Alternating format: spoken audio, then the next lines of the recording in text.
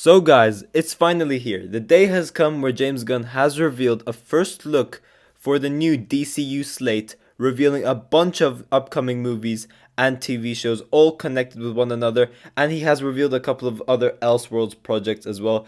This is all very exciting, so let's just get straight into this.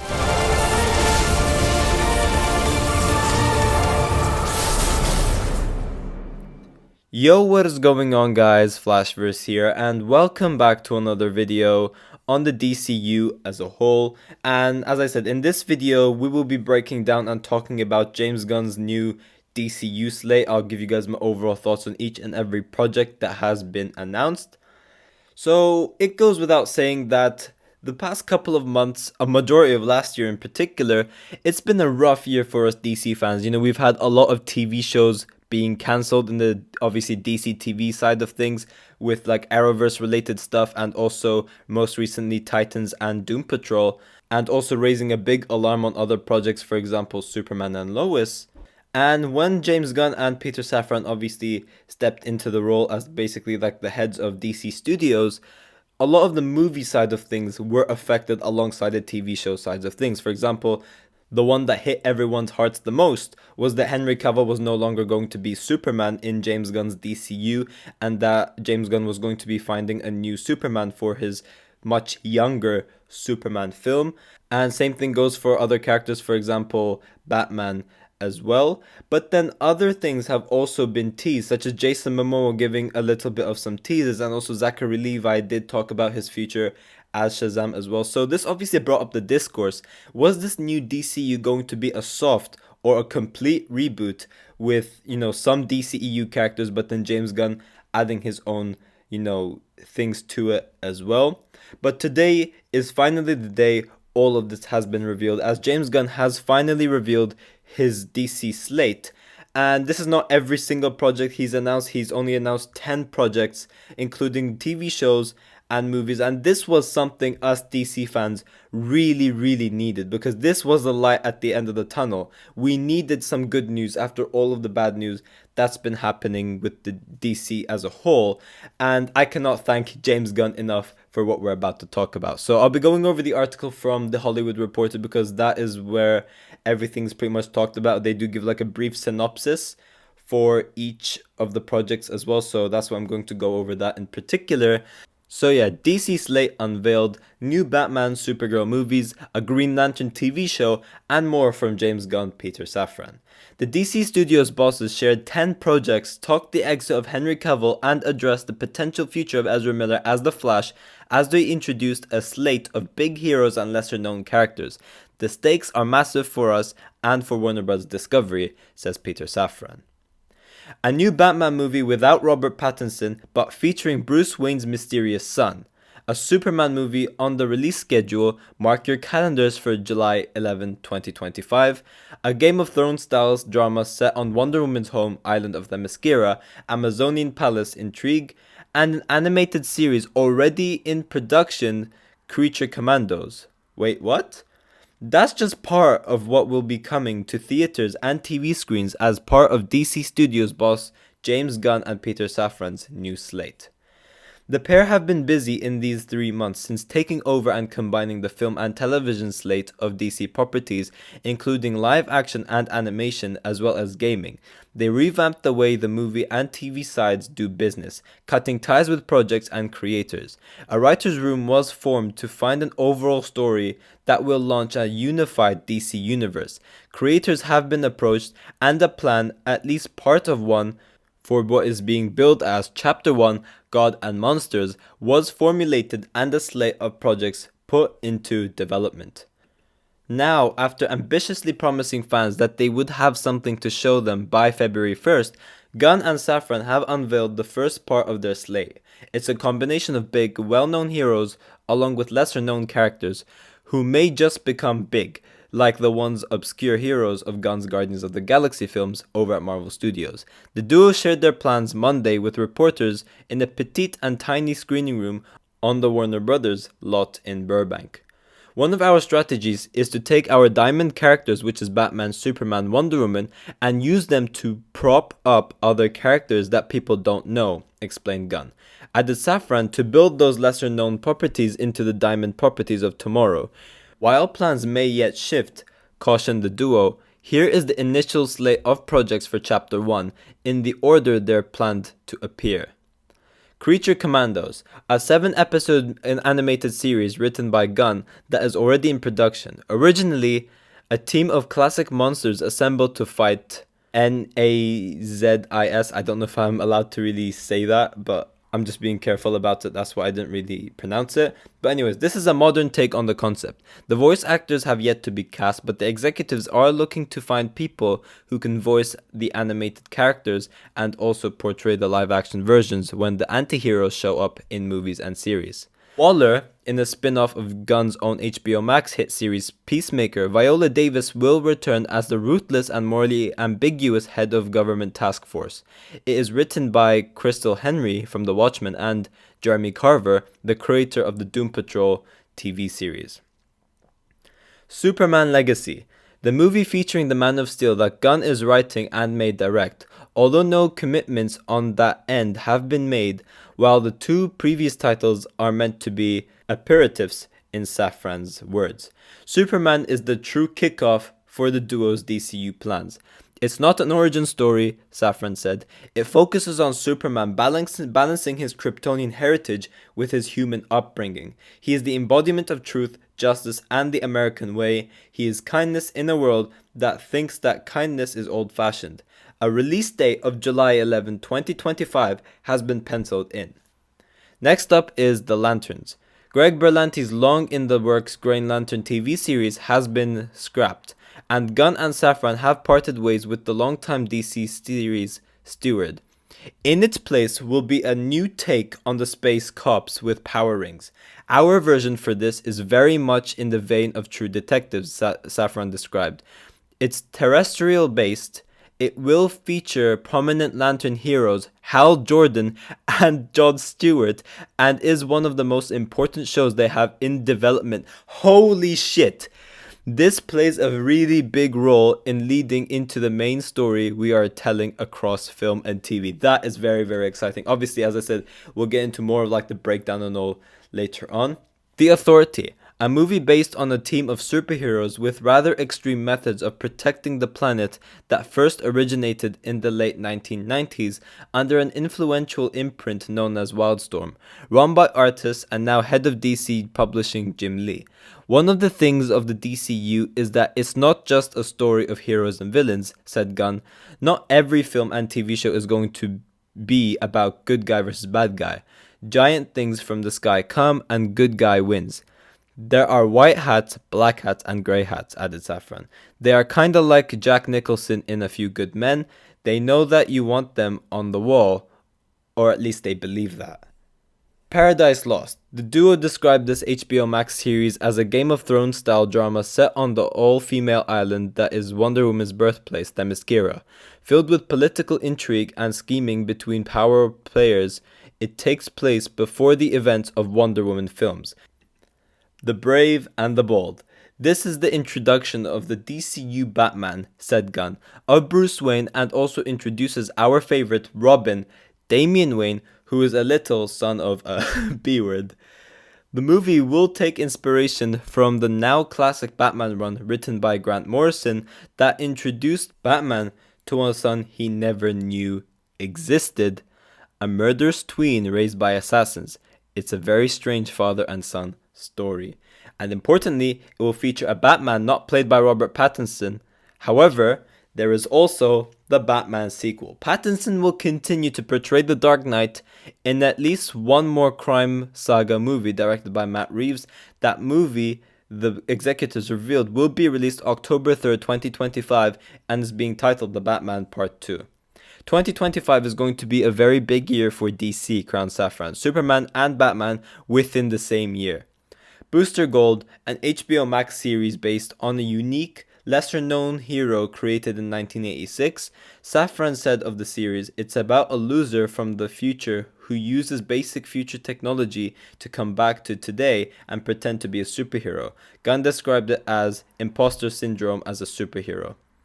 Supergirl, Woman of Tomorrow. Taking its cues from the recent Tom King written miniseries, this movie promises a different take than what most think of when Superman's cousin comes to the mind. We will see the difference between Superman, who was sent to Earth and raised by loving parents from the time he was an infant, versus Supergirl, raised on a rock, a chip of Krypton, and who watched everyone around her die and be killed in terrible ways for the first 14 years of her life and then come to Earth. She is much more hardcore and not the Supergirl we're used to.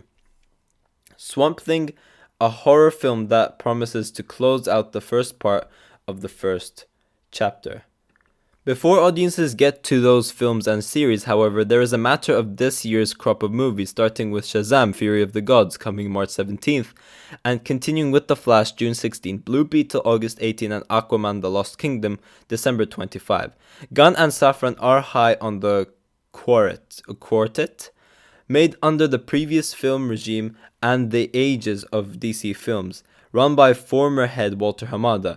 Gunn calls The Flash, directed by Andy Muschietti, probably one of the greatest superhero movies ever made.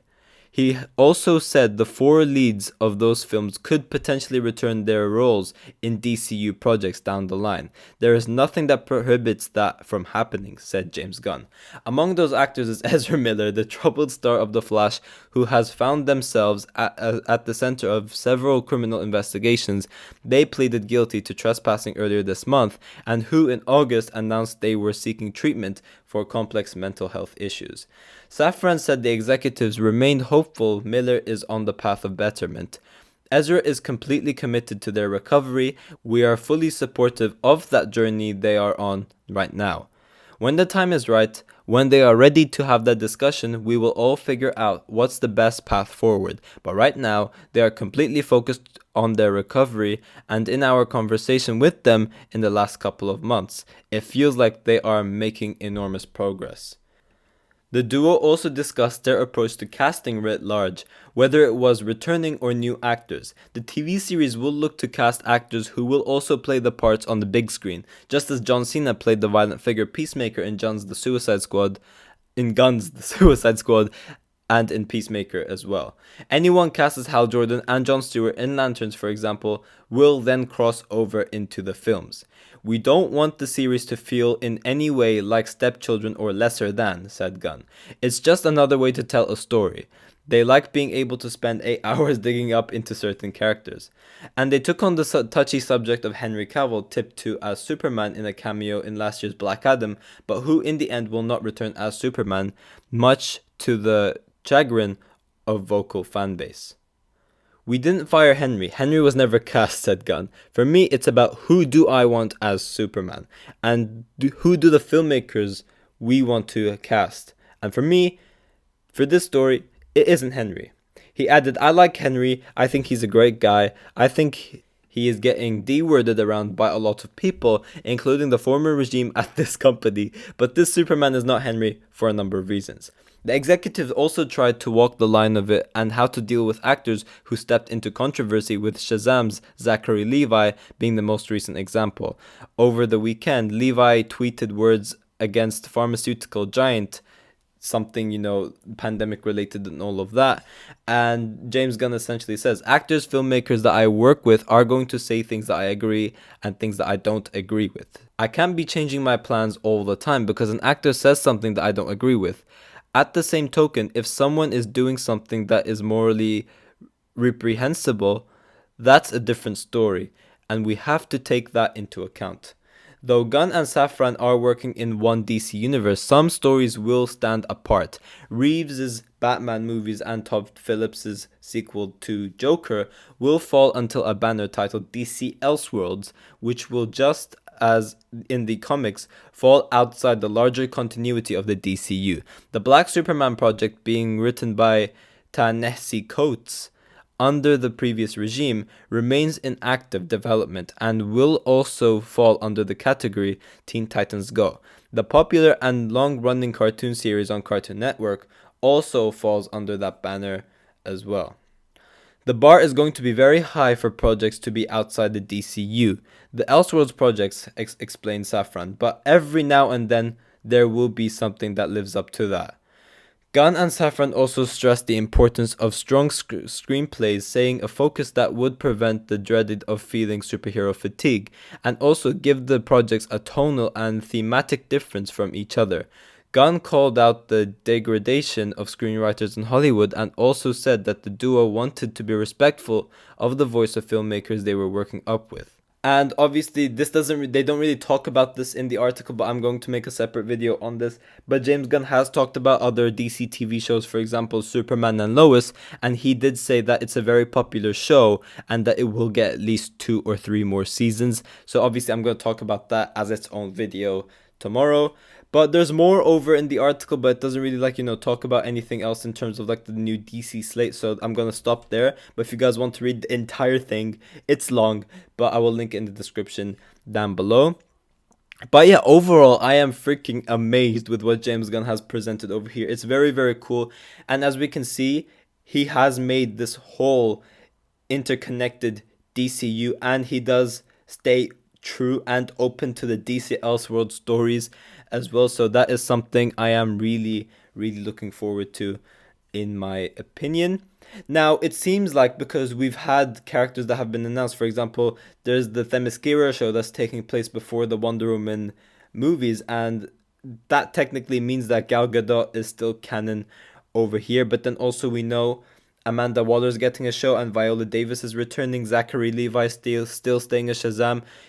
Ezra Miller may still potentially be the Flash, and once again Gal Gadot could potentially be Wonder Woman, and Jason Momoa, as we know, is confirmed to be getting an Aquaman 3 that's also been announced as well. So this pretty much shows that this is not a complete reboot with the DCU where pretty much every single character is being not cancelled, but recast.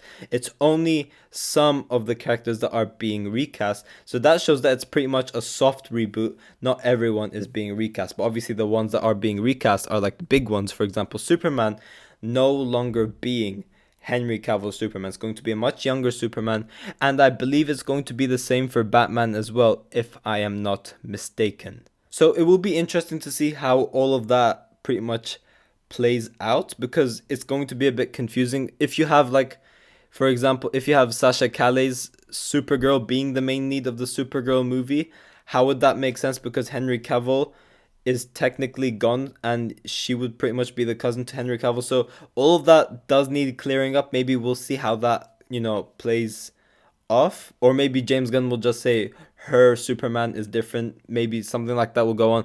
I don't know. I guess we will have to wait and see in regards to all of that. But there are some very, very exciting projects that I'm really, really looking forward to. The Green Lantern show is definitely one of them. I am very, very excited for that series, and I cannot wait to see Hal Jordan and John freaking Stewart together.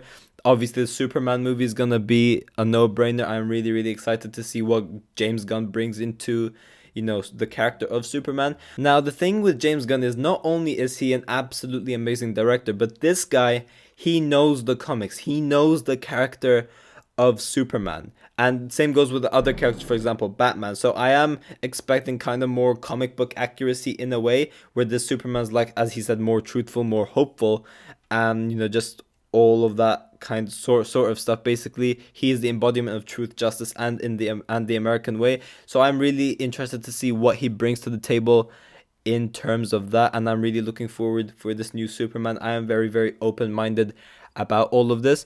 It will be very cool. For example, the Brave and the Bold project. Obviously, we're getting live action Robin in the movies. This is the first Damian Wayne, I believe, we're getting on live action, so that's going to be really, really cool as well. Obviously, he's been raised by the League of Shadows, the League of Assassins, whatever you want to call them.